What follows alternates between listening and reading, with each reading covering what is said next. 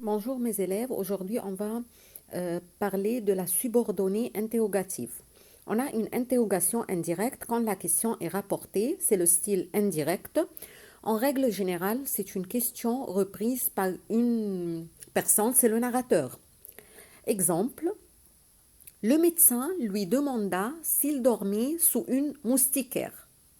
Le médecin lui demanda, c'est une proposition principale. Fonction, il n'y a pas. S'il dormait sous une moustiquaire, c'est une proposition subordonnée, interrogative, indirecte. Un autre exemple. Le touriste me demanda où le village artisanal se trouvait.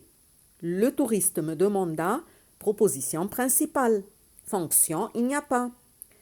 Où le village artisanal se trouvait, une proposition subordonnée, interrogative, indirecte.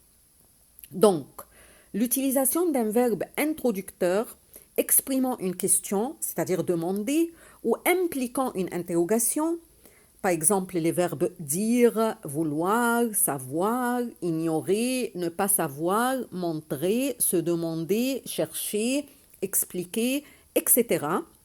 Une proposition subordonnée est introduite aussi par un mot interrogatif, comme par exemple si, quel, laquelle, comment, quand, combien, pourquoi, où, qui, etc.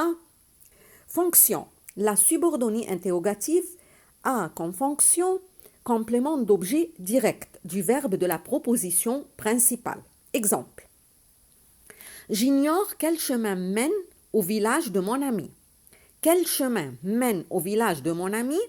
C'est une proposition subordonnée interrogatif et fonction complément d'objet direct de verbe ignorer, c'est le verbe du principal. Deuxième exemple. Elle veut savoir comment on prépare du yassa. Comment on prépare du yassa? C'est une proposition subordonnée interrogative. Et fonction complément d'objet direct de verbe veut savoir. C'est le verbe du principal. Merci, à bientôt, au revoir.